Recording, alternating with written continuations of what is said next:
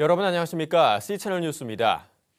미래목회 포럼과 상계교회 한국교회 살리기 운동본부가 미자립 교회들의 부흥을 돕기 위한 세미나를 개최했습니다. 한국교회 위기가 커지고 있는 가운데 복음의 본질 회복과 변화가 강조됐습니다. 이인찬 기자의 보도입니다.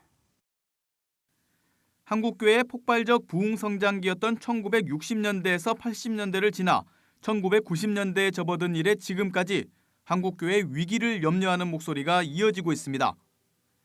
1995년과 마지막 종교인구 조사가 실시됐던 2005년 인구주택 총조사에 따르면 한국 개신교 인구는 그 사이 1.2% 줄어들었습니다. 문제는 기독교계의 이 같은 감소세가 갈수록 더 뚜렷해지고 있다는 데 있습니다. 특히 주일학교와 청년부가 쇠약해지고 있다는 점이 더 큰 문제.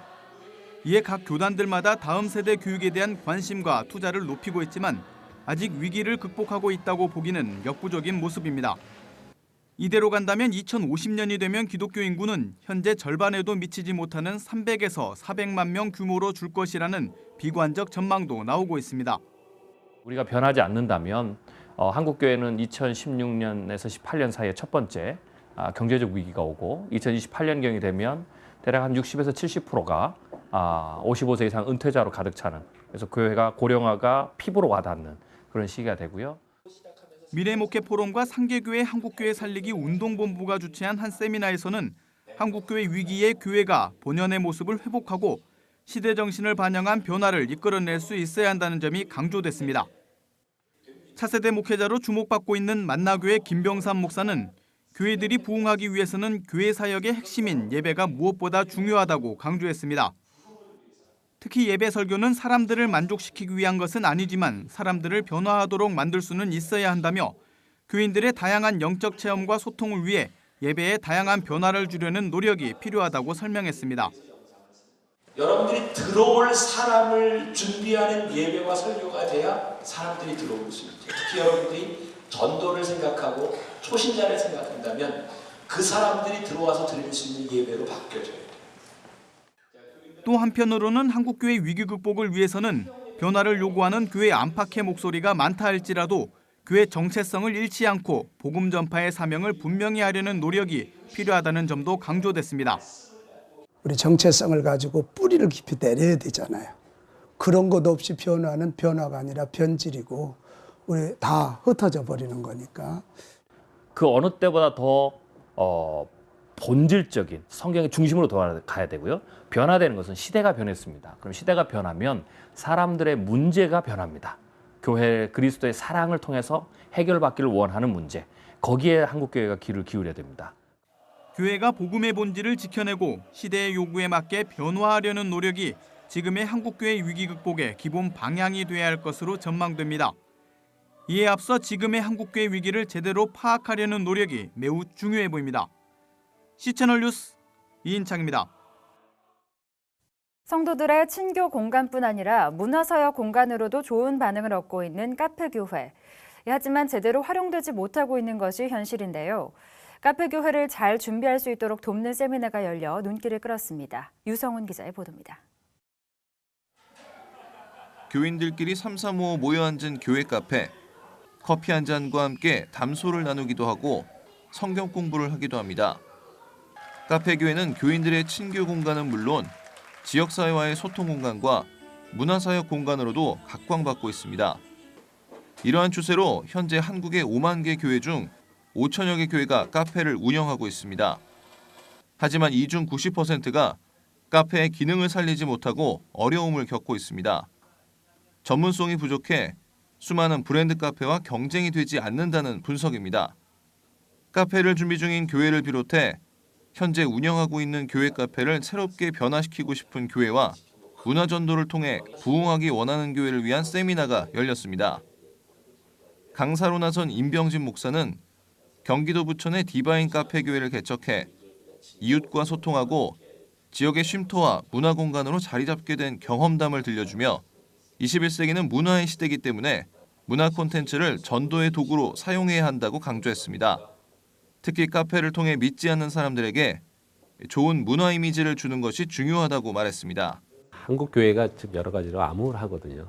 이럴 때 새로운 대안교회가 필요하다. 그래서 그 대한교회는 그 문화 목회, 문화교회인데 그것이 바로 세상과 소통할 수 있는 카페라서 카페 교회가 필요성이 있다고 생각합니다.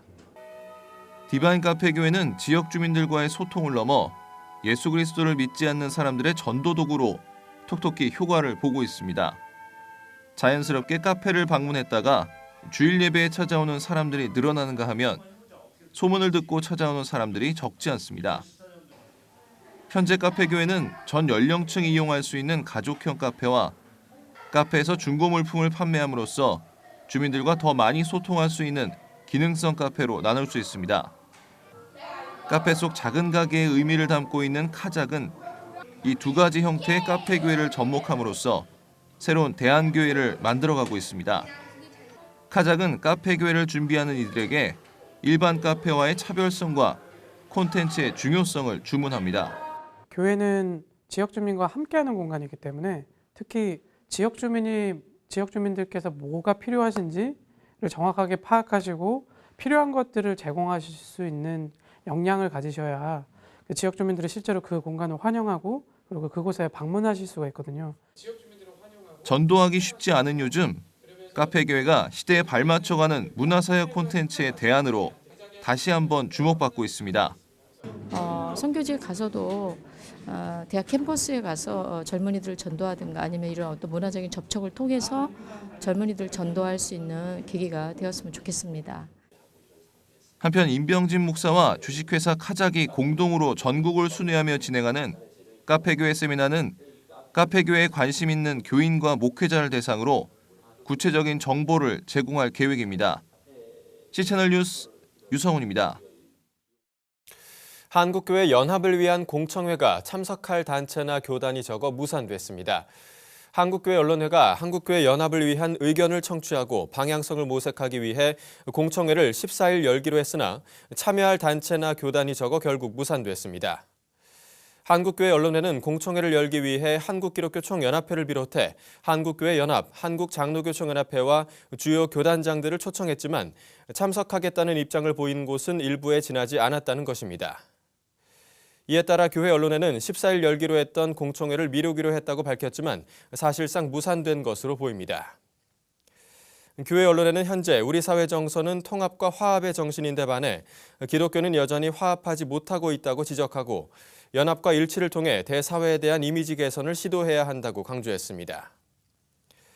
교회 언론회 관계자는 당장 부활절 연합예배에서 또다시 연합하지 못하고 분열된다면 한국교회에 대한 기대가 무너져갈 것이라고 우려했습니다.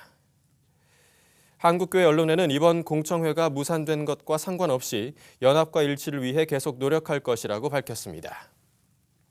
한국장로교총연합회가 논산 육군훈련소 연무대교회에서 훈련병 1,700여 명을 대상으로 진중세례식을 거행했습니다. 한국장로교총연합회가 개최한 진중세례식에서 예장 대신 류춘배 목사는 세례를 받음으로써 하나님의 자녀가 되는 권세를 얻게 되며 하나님의 축복과 보호하심을 받는 삶이 될 것이라고 설교를 전했습니다. 한장총 대표 회장 유만성 목사는 세례를 받은 훈련병들에게 힘든 군 생활 속에서 하나님의 자녀가 되는 자리에 나오게 됨을 축복한다고 축사를 전했습니다. 이날 세례 집례는 한국장로교총연합회 회원교단 목사와 장로 50여 명이 진행했습니다.